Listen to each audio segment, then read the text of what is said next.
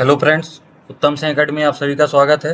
मेरा नाम है डॉक्टर मंदांगी और आज हम पढ़ेंगे सर्कुलेटरी सिस्टम।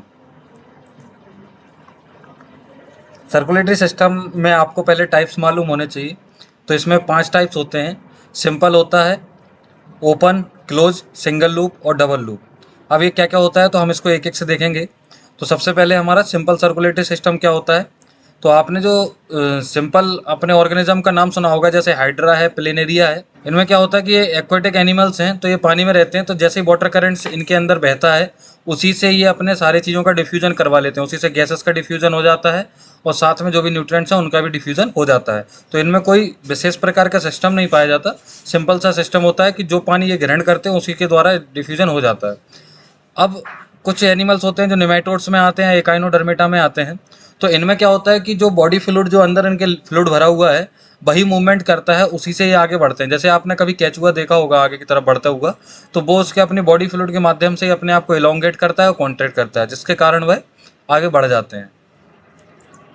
अगला जो हमारा सिस्टम है वो है ओपन सिस्टम। ओपन सिस्टम में क्या होता है, ओपन सिस्टम का बहुत अच्छा एग्जांपल है या तो ये आप टिड्डी देख सकते हैं या फिर कॉकरोच। तो इनमें क्या होता है कि जैसे आप ये बॉडी देख रही है इनकी, तो हमने कट सेक्शन इसका ले लिया। तो इसमें ऊपर की तरफ जो डोर्सल साइड इनकी होती है, यहाँ पर इनका हाइट होता है। हाइट अपन उसको बोलते हैं, पर वो एक्चुअली में हाइट नहीं है, वो केवल एक ट्यूब रहती है जो फूली रहती है, उसमें कुछ मांसपेशियाँ डेवलप हो चुकी हैं ताकि वो कॉन्ट्रैक्ट हो सके। अब जो इसका अंदर जो ब्लड बहता है उसको अपन बोलते हैं हीमोलिम्फ। हीमोलिम्फ बहता है और जो कैविटी है इसके अंदर पीछे से लिया जाता है, आगे की तरफ छोड़ दिया जाता है, पीछे से लिया जाता है, आगे की तरफ छोड़ दिया जाता है। तो जो आपको ये खाली कैविटी दिख रही है, इस कैविटी को अपन बोलते हैं हीमोसील। और दोबारा से ये जब ग्रहण करता है ब्लड को, ये जो इसका हाइट है ये दोबारा से ग्रहण करता है, तो इसमें कुछ छिद्र होते हैं, उन छिद्रों को अपन कहते हैं ऑस्टिया। इसका बहुत अच्छा एग्जाम्पल है कॉकरोच। कॉकरोच में पूरा ये ओपन सर्कुलेटरी सिस्टम आपका पाया जाता है। अब क्लोज सर्कुलेटरी सिस्टम देखें तो क्लोज में क्या होता है। क्लोज में एक हार्ट होता है और रक्त वाहिकाएं होती हैं। मतलब जितने भी अभी हमने इससे पहले जो सर्कुलेटरी सिस्टम देखे, उनमें एक्चुअली क्या होता है कि कोई भी जो ब्लड है या फिर हीमोलिम्फ है, वो रक्त वाहिकाओं के अंदर नहीं रहता, वो पूरा बॉडी कैविटी में ऐसे फैला रहता है। पर जो क्लोज सर्कुलेटरी सिस्टम होता है, इसमें बॉडी कैविटी में ब्लड कभी नहीं आता। ब्लड हमेशा रक्त वाहिकाओं के या फिर हार्ट के अंदर ही रहेगा। वो अंदर रहकर ही वो अपना कार्य करता रहता है, डिफ्यूजन करता रहता है सारी चीज़ों का। अब हम क्लोज सर्कुलेटरी सिस्टम में देखें तो इसमें नॉर्मली 2 चीज़ें रहती हैं, रक्त वाहिकाएं होती हैं और हार्ट रहते हैं। अब हार्ट तो एक ही होता है, बाकी रक्त वाहिकाएं अपनी 3 प्रकार की हो सकती हैं। आप आज के बाद बायोलॉजी में जितने भी डायग्राम देखोगे, तो उनमें जो ब्लू कलर की आपको रक्त वाहिकाएं दिखेंगी, वो सभी वेन्स होंगी, मतलब सराएं होंगी। और जो लाल कलर से आपको दिखेंगी, वो सभी आपकी आर्टरी होंगी या फिर धमनियाँ होंगी। और जहाँ आर्टरी और धमनी मिलती हैं और ये जाल जैसा कुछ बनता है, मतलब पतली पतली यहाँ पे रक्त वाहिकाएं बनती हैं, उन्हीं रक्त वाहिकाओं को अपन कैपिलरी कहते हैं। अब सर्कुलेटरी सिस्टम में अगला है सिंगल लूप्ड सर्कुलेटरी सिस्टम। तो सिंगल लूप्ड सर्कुलेटरी सिस्टम में क्या होता है कि एक साइड हार्ट होता है और दूसरी साइड हमारा एक कोई भी रेस्पिरेटरी ऑर्गन रहता है। जैसे कि ये नॉर्मली मछलियों में पाया जाता है।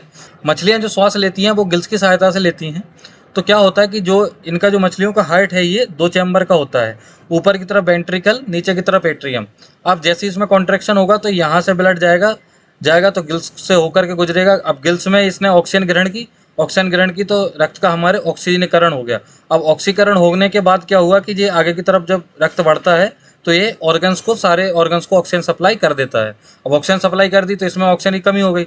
ऑक्सीजन की कमी हो गई तो ये फिर से इम्प्योर ब्लड हो गया, इसमें कार्बन डाइऑक्साइड मिक्स हो गई, तो ये फिर से हार्ट के पास आएगा और हार्ट इसको दोबारा से गिल्स के पास भेज देगा। गिल्स आगे चल के इसको और आगे भेज देंगे। तो इसमें क्या है, एक लूप बनी, मतलब एक रास्ता बना। बार बार ब्लड को हार्ट के पास नहीं आना पड़ रहा, एक बार के लूप में, एक बार के रास्ते में केवल एक बार हार्ट के पास ब्लड आ रहा है।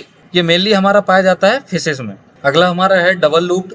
तो डबल लूप्ड सर्कुलेटरी सिस्टम, यही मेनली हमारे जो जितने भी हायर एनिमल्स हैं उनमें पाया जाता है और यही इंसानों में पाया जाता है। इसमें क्या होता है, इसमें 2 पार्ट होते हैं, सिस्टेमिक सर्किट होता है और एक पल्मोनरी सर्किट होता है। इसमें भी हैं दोनों ही चीज़ें, रक्त वाहिकाएं रहती हैं और हार्ट रहता है। अब वो किस तरीके से सर्किट बनाती हैं, तो ये देखिए आप। ये सबसे पहले हम जो देख रहे हैं वो एम्फीबिया और रेप्टाइल्स का देख रहे हैं। एम्फीबिया और रेप्टाइल्स के हार्ट में 3 चैम्बर पाए जाते हैं। 2 ऊपर के एट्रिया होते हैं और नीचे का वेंट्रिकल होता है, मतलब 2 आलंद होते हैं, एक निलय होता है। अब इसमें क्या होता है कि जो जितना भी हमारा जो सिस्टेमिक जो ऑर्गन्स थे, उन्होंने हमारे ऑक्सीजन यूज़ की, ब्लड में से निकाल दी, तो और कार्बन डाइऑक्साइड इसमें मिला दी। अब कार्बन डाइऑक्साइड वाला ब्लड ऊपर जाता है और जो राइट साइड का जो एट्रियम है इसमें कलेक्ट हो जाता है। राइट एट्रियम के बाद ये आता है हमारा वेंट्रिकल में, और वेंट्रिकल से पंप कर दिया जाता है, कुछ चला जाता है हमारा सिस्टेमिक सर्कुलेशन में और कुछ चला जाता है हमारे पल्मोनरी कैपिलरीज में। मतलब यहाँ पर इनके फेफड़े हैं, फेफड़े में ये लोग सांस लेंगे तो दोबारा से रक्त में ऑक्सीजन घुलेगी और वो ऑक्सीजन घुल करके कहाँ आएगी, लेफ्ट एट्रिया में। लेफ्ट एट्रिया के बाद फिर से इसमें आएगा और दोबारा यहाँ चला जाएगा। अब इसमें आप एक प्रॉब्लम देखिए क्या होती है, इसमें ये है जैसे ये हमारा इम्प्योर ब्लड आया, मतलब इसमें कार्बन डाइऑक्साइड आई, ये हमारा राइट एट्रियम में आने के बाद वेंट्रिकल में आया, और साथ में हमारा जो यहाँ से जो ब्लड आ रहा था, हमारा लंग से जो ब्लड आ रहा था प्योर ब्लड जिसमें ऑक्सीजन है, वो भी लेफ्ट एट्रिया में आया। लेफ्ट एट्रिया के बाद फिर से वेंट्रिकल में चला गया। तो यहाँ से इम्प्योर ब्लड भी वेंट्रिकल में आ रहा और प्योर ब्लड भी वेंट्रिकल में आ रहा। इससे क्या होता है कि ब्लड की मिक्सिंग होती है, तो जो ऑक्सीजन की सप्लाई है वो प्रॉपर नहीं हो पाती। यहाँ ब्लड आने के बाद फिर ये यहाँ से पंप करेगा और ये सारा सिस्टेमिक सर्कुलेशन के पास चला जाएगा, फिर से ऑक्सीजन यूज होगी, फिर से ब्लड इम्प्योर होगा, यहाँ आएगा, फिर उसके बाद सीधा पल्मोनरी सर्किट में चला जाएगा। पल्मोनरी सर्किट के बाद ऑक्सीजन मिलेगी उसमें। ब्लड की मिक्सिंग होने के कारण क्या होता है कि यहाँ पर जो ऑक्सीजन की सप्लाई है वो प्रॉपर नहीं हो पाती, जिससे ये जो एनिमल्स हैं, एम्फीबिया हैं और रेप्टेलियन हैं, इनमें प्रॉपर फंक्शनिंग नहीं हो पाती। रेप्टाइल्स में आपको एक एक्सेप्शन है, इसको याद रखना है।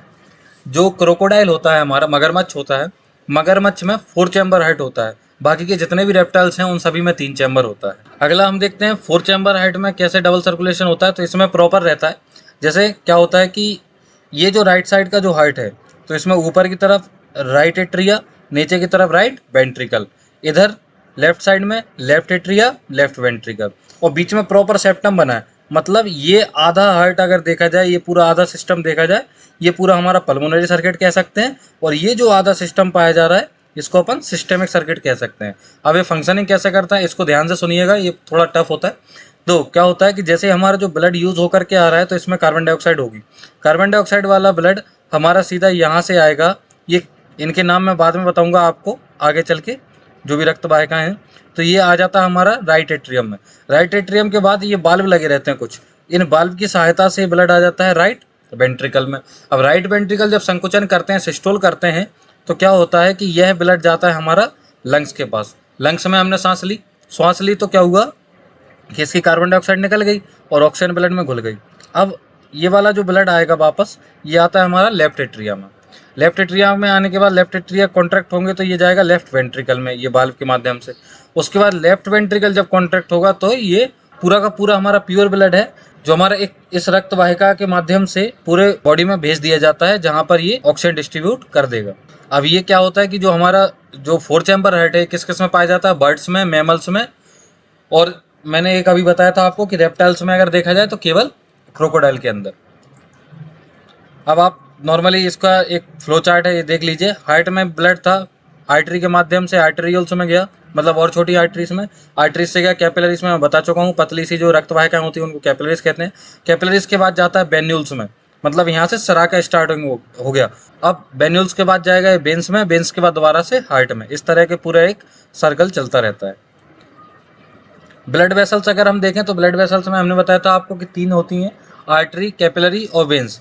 तो आर्टरी अपन ऐसी वेसल्स को कहते हैं जो हमारा ब्लड जो है जो हार्ट से दूर ले जाती हैं। आपको एक चीज़ और पढ़ने में आई होगी कभी कि आर्टरी ऐसी रक्त वाहिकाएं होती हैं जो ऑक्सीजन वाला ब्लड ले जाती हैं। ये बात हमेशा सही नहीं होती, क्योंकि पल्मोनरी आर्टरी एक होती है जो हमारा बिना ऑक्सीजन वाला ब्लड कैरी करती है। तो आपको ये डेफिनेशन याद रखनी है आर्टरी की कि ऐसी रक्त वाहिकाएं जो ब्लड को हार्ट से दूर ले जाती हैं वो आर्टरी कहलाती हैं, और ऐसी रक्त वाहिकाएं जो ब्लड को हार्ट के पास लाती हैं वो वेन्स कहलाती हैं। अब आर्टरी का हम स्ट्रक्चर देखें तो स्ट्रक्चर में इसमें 3 लेयर रहती हैं, आउटर लेयर रहती है, मिडिल रहती है और इनर रहती है। जो आउटर लेयर रहती है इसका काम प्रोटेक्शन का है, इसलिए ये कनेक्टिव टिश्यू की बनी रहती है, फाइब्रस कनेक्टिव टिश्यू होता है इसमें। और जो मिडिल लेयर हमारी है मसल्स की बनी रहती है और इलास्टिक फाइबर्स रहते हैं, जिसकी वजह से इसमें कॉन्ट्रैक्शन होता है और ये अपना जो बीपी है उसको नियंत्रित करती रहती है। और सबसे अंदर होती है एपिथेलियम, ये अंदर स्मूथ सरफेस बनाती है ताकि हमारे ब्लड में जो कणिकाएं हैं, जो प्लेटलेट्स हैं और आरबीसी डब्ल्यूबीसी हैं, वो टूटे ना, वो स्मूथली इसमें मूव कर सकें। आगे हम अगर कैपिलरीज देखें तो कैपिलरीज में बहुत ही पतली लेयर होती है इसकी, पर इसमें केवल एक सेल्स पाई जाती हैं जो एपिथेलियम सेल्स हैं। आपने अभी आर्टरी में देखा था कि 3 लेयर्स हैं, कनेक्टिव टिश्यू की, उसके बाद मसल्स की, उसके बाद एपिथेलियम। इसमें केवल एपिथेलियम रहती है। इसी कारण से क्या होता है कि इसके अंदर जब ब्लड बहता है तो इन जो कोशिकाओं के बीच में जो छिद्र होते हैं, इनके माध्यम से डब्ल्यूबीसी बाहर निकल जाती हैं, कुछ प्लेटलेट्स बाहर निकल जाती हैं और प्लाज्मा कुछ बाहर निकल जाता है, और साथ ही जो हमारा ऑक्सीजन है वो भी डिफ्यूज होकर के हमारी कोशिकाओं के पास पहुंच जाता है। तो ब्लड अंदर ही रह करके सारी की सारी चीज़ें अपनी बाहर सप्लाई कर सकता है कैपिलरीज के माध्यम से।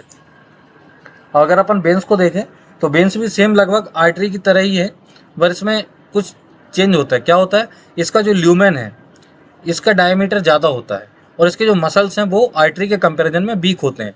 तो देखा जाए तो इसमें प्रेशर कम होगा और आर्टरीज में प्रेशर ज़्यादा होता है, क्योंकि उसमें मसल ज़्यादा होंगी तो कॉन्ट्रैक्शन ज़्यादा होगा, कॉन्ट्रैक्शन ज़्यादा तो प्रेशर ज़्यादा। अब इसमें क्या होता है, कॉन्ट्रैक्शन बहुत कम होता है और इसका ल्यूमेन क्या है, ज़्यादा बड़ा होता है, इसका डायमीटर ज़्यादा होता है, तो इसके कारण इसमें प्रेशर बहुत कम होता है। अब आप ये सर्किट मैं पहले भी बता चुका हूँ, एक बार और देख लीजिए। ये हमारी आर्टरीज हैं, ये हमारी वेन्स हैं। आर्टरीज ने यहाँ से पतली पतली रक्त वाहिकाओं का निर्माण किया, जिनको अपन बोलेंगे आर्टेरियल कैपिलरी, मतलब कैपिलरीज ही हैं लेकिन आर्टरीज ने बनाई इसलिए आर्टेरियल कैपिलरी। अब इधर देखो, ये सारी की सारी अब कैपिलरीज मिलने लगी तो ये कॉमन जाकर के इसमें खुल गई, किसमें, वेन में या वेन्यूल में, एक ही बात है। तो इसको अपन बोलेंगे वीनस कैपिलरी। तो आर्टरी और वेन्स किसके माध्यम से जुड़ी रहती हैं, कैपिलरीज के माध्यम से। अब देखिए, अगर ये कैपिलरीज हम इसको माने तो ये ट्रांसपोर्ट किस तरीके से करती हैं अपने केमिकल्स का, तो ये हमारी कैपिलरी है, इसके अंदर हमारा ब्लड बह रहा है।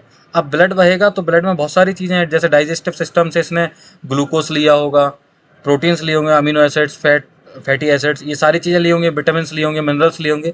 तो जैसे ब्लड में वो आ रहा है और साथ में एक इंपॉर्टेंट चीज़ क्या आ रही, हमारे लंग्स से होकर भी आ रहा है ब्लड, तो साथ में उसके ऑक्सीजन भी आ रही है। तो जैसे ही यहाँ पर ब्लड आया, ये हमारी कोशिकाएं हैं, इनको आवश्यकता है सारी चीज़ों की, तो क्या करेगा, ये सॉल्ट दे देगा, ऑक्सीजन दे देगा, ग्लूकोज दे देगा, कार्बन डाइऑक्साइड ले लेगा अंदर, वाटर जो वेस्ट वाटर है, जो कोशिकाओं के आसपास जो वेस्ट वाटर पाया जाता है उस वेस्ट वाटर को ले लेगा और जो फ्रेश वाटर है उसको दे देगा, अमीनो एसिड्स को दे देगा। और जो भी अनदर वेस्ट है, जैसे यूरिया वगैरह बनता है या कोई भी और हानिकारक पदार्थ का निर्माण होता है कोशिकाओं के आसपास, तो उन कोशिकाओं से वेस्ट प्रोडक्ट को भी ब्लड के अंदर ले लिया जाएगा, फिर ये किडनी के पास जाएगा, वहाँ फिल्टर कर देगा। तो इस तरीके से हमारा जो कैपिलरीज हैं ये एक्सचेंज करने में जो आदान प्रदान का कार्य है वो इस तरीके से करती हैं। अब लिम्फ भी होता है, लसिका नाम की एक चीज़ होती है जो हमारी बॉडी में बहती है, तो उसका काम क्या होता है, वो कैसे बनती है, उसका आप इस डायग्राम से बड़े अच्छे से समझ सकते हैं। आप इसको देखिए, ये रेड कलर का जो आपको दिख रहा है ये आर्टरी है, और जो ब्लू कलर की आपको ये दिख रही है वेन है। इन दोनों का कनेक्शन बना है, वॉयलेट कलर का ये दिख रहा होगा आपको, ये सर्कुलर, तो ये हमारा कैपिलरीज का नेटवर्क है। और जो ग्रीन कलर का जो नेटवर्क दिख रहा है ये हमारी लसिका वाहिका है, मतलब लिम्फ वेसल्स हैं। तो क्या होता है कि जो हमारे कैपिलरीज हैं, कैपिलरीज में छोटे छोटे छिद्र होते हैं कोशिकाओं के आसपास, तो उन छिद्रों के माध्यम से कुछ प्लाज्मा डब्ल्यूबीसी के साथ हमारा बाहर निकल जाता है। अब ये आपको सेल्स दिख रही होंगी, पीले पीले कलर की ये सेल्स दिख रही हैं, तो इनके आसपास कुछ वेस्ट प्रोडक्ट या फिर कुछ बैक्टीरिया वगैरह या वायरस, कुछ भी ऐसी चीज़ें यहाँ पर इकट्ठा होने लगती हैं।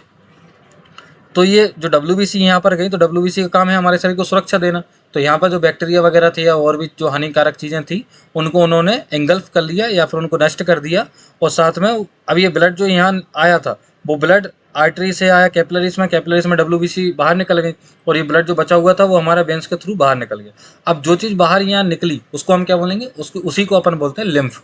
तो ये लिम्फ बन गया। अब ये लिम्फ क्या करेगा, लिम्फ जाएगा हमारे लिम्फ वाहिकाओं में, मतलब लिम्फ कैपिलरीज में, लिम्फ वाहिकाओं में जाएगा और लिम्फ इसको लेकर के चला जाएगा। तो एक तरीके से आप देखिए, सारा का सारा जो ट्रांसपोर्ट था, जो मैंने पिछले डायग्राम में बताया था, कैपिलरीज ने वो भी कर दिया, साथ में डब्ल्यूबीसी और कुछ प्लाज्मा भी बाहर निकाल दिया, जिससे लिम्फ का निर्माण हुआ। और लिम्फ ने इधर कोशिकाओं के आसपास जितनी भी गंदगी थी उसको सफाई करके और अपने साथ ले गई। अब ये जो लिम्फ में जो जितनी भी गंदगी गई है, ये लिम्फ आगे चल करके ब्लड में ही मिक्स हो जाएगा और ब्लड जाएगा हमारी किडनी के पास, और किडनी में फिल्टर हो जाएगा और हमारी जितनी भी गंदगी थी वो पूरी साफ हो जाती है। इस तरीके से थोड़ा सा काम हमारे लिम्फ सर्कुलेशन का भी होता है। अब ये हमारा ह्यूमन कार्डियोवास्कुलर सिस्टम है, तो अपन इसमें देखेंगे, इसमें कुछ रक्त वाहिकाओं के नाम भी इंपॉर्टेंट जो आपको मालूम होने चाहिए। तो क्या होता है, जैसे 4 चैम्बर हार्ट मैंने अभी थोड़ी देर पहले आपको बताया था, इसमें क्या होते हैं, ऊपर की तरफ दोनों एट्रिया कहलाते हैं, मतलब आलिंद कहलाते हैं, और नीचे के दोनों चैम्बर निलय कहलाते हैं। हम मैमल्स हैं तो मैमल्स में 4 चैम्बर हार्ट होगा, 2 आलिंद 2 निलय। ये हमारा राइट साइड का हार्ट है, ये हमारा लेफ्ट साइड का हार्ट है। अब हम देखेंगे इसमें सर्कुलेशन किस प्रकार होता है। जैसे ये हम आपको ऑर्गन्स दिख रहे होंगे, ये लिवर दिख रहा है, ये इंटेस्टाइन दिख रही है, ये किडनी दिख रही है। तो ये पूरे जो ऑर्गन्स हैं यहाँ पर हमारा ब्लड सप्लाई होता है और यूज़ होता है। तो यहाँ कोशिकाएं रहेंगी, यूज़ कर लेंगी, यूज़ करेंगी तो हमारा जो भी वेस्ट प्रोडक्ट है मतलब कार्बन डाइऑक्साइड इनके अंदर बनती है, कार्बन डाइऑक्साइड ब्लड में मिला देंगी तो ब्लड हमारा वेन्स में आया। तो सारे इसके सारे ऑर्गन्स से ब्लड किसके माध्यम से आएगा? वेन्स के माध्यम, मतलब सिराओं के माध्यम से। अब आप ऐसा देखिए, बॉडी में नीचे की ओर से ब्लड जो आता है वो आता है inferior vena cava.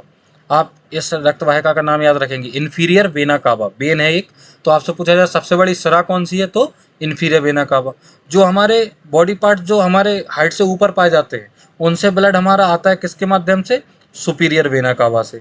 Inferior vena cava, superior vena cava. और जो हाइट की दीवारें हैं, हाइट की दीवारों ने भी तो ब्लड यूज़ किया होगा, तो उससे ब्लड आता है, वो भी राइट एट्रियम में आता है। और किसके माध्यम से आता है? कोरोनरी वेन के माध्यम से। अब coronary when, inferior vena cava और सुपीरियर वेना कावा, ये तीनों आकर के हमारी खुल गई राइट एट्रियम में। तो जितना भी जो ब्लड हमारा आया है ये हमारा इम्प्योर ब्लड है, मतलब कार्बन डाइऑक्साइड वाला ब्लड है। अब ये जो बाल्व पाए जाते हैं बीच में, इनको कहा जाता है ट्राइकस्पिड बाल्व। इन ट्राइकस्पिड बाल्व के माध्यम से राइट वेंट्रिकल में ब्लड आएगा। और राइट वेंट्रिकल जब संकुचन करेगा तो पल्मोनरी आर्टरी या पल्मोनरी ट्रंक, एक ही बात है, इन आर्टरी के माध्यम से ये जो ब्लड है ये हमारा जाएगा लंग्स के पास। अब लंग्स में हमने श्वास ली तो हमारा कार्बन डाइऑक्साइड बाहर निकल गई और ऑक्सीजन ब्लड में मिक्स हो गई, तो ये ब्लड हमारा प्योर हो गया। अब ये यहाँ से लंग्स से दो कनेक्शन बनते हैं, इस डायग्राम में नहीं दिख रहा है, लेकिन दो इस साइड से आती हैं लेफ्ट साइड से और दो आती हैं राइट साइड से। और ये चारों हमारी जो वेन्स होती हैं इनका नाम होता है पल्मोनरी वेन्स। ये पल्मोनरी वेन्स हमारी खुलती हैं लेफ्ट एट्रिया में। अब ये लेफ्ट एट्रिया में खुली और लेफ्ट एट्रिया में संकुचन होगा तो यहाँ पर बाल्व होते हैं, उन बाल्व का नाम होता है मिट्रल बाल्व या दूसरा नाम होता है बाइकस्पिड बाल्व। तो वह बाल्व के माध्यम से लेफ्ट वेंट्रिकल में हमारा ब्लड आ चुका है। लेफ्ट वेंट्रिकल में संकुचन होगा तो ये एओर्टा, ये सबसे बड़ी धमनी होती है, सबसे बड़ी आर्टरी होती है, कौन? एओर्टा। तो इस एओर्टा के माध्यम से पूरा ब्लड पूरी बॉडी में फिर से भेज दिया जाएगा। तो आपको समझ में आया होगा, दो लूप बनी, एक हमारी लूप बनी ये वाली जो हमारा सिस्टमिक सर्कुलेशन को सप्लाई कर रही है, ये वाली लूप बनी हमारी पल्मोनरी लूप जो हमारी ब्लड को लंग्स तक भेजने के लिए काम में आती है। तो देखिए आप, दो बार एक सर्कुलेशन में दो बार ब्लड हमारे हार्ट के पास आ रहा है, लेकिन पूरा का पूरा हार्ट सेपरेट है। जो लेफ्ट साइड का हार्ट है वो अलग सेपरेट है, राइट साइड का है वो अलग सेपरेट है। अब क्या होता है, कुछ बाल्व आपको और याद रखने, जो हमारा पल्मोनरी ट्रंक था जिसके माध्यम से ब्लड हमारा लंग्स के पास जाता है, इस पल्मोनरी ट्रंक में यहाँ पर सेमिलुनर बाल्व पाए जाते हैं। सेमिलुनर बाल्व हमारे एओर्टा में भी पाए जाते हैं। तो आपको सेमिलुनर बाल्व दो जगह याद रखने, एओर्टा में और पल्मोनरी ट्रंक में। और जो ट्राइकस्पिड बाल्व है वो राइट एट्रिया और राइट वेंट्रिकल के बीच में, और बाइकस्पिड या मिट्रल बाल्व है वो लेफ्ट एट्रिया और लेफ्ट वेंट्रिकल के बीच में।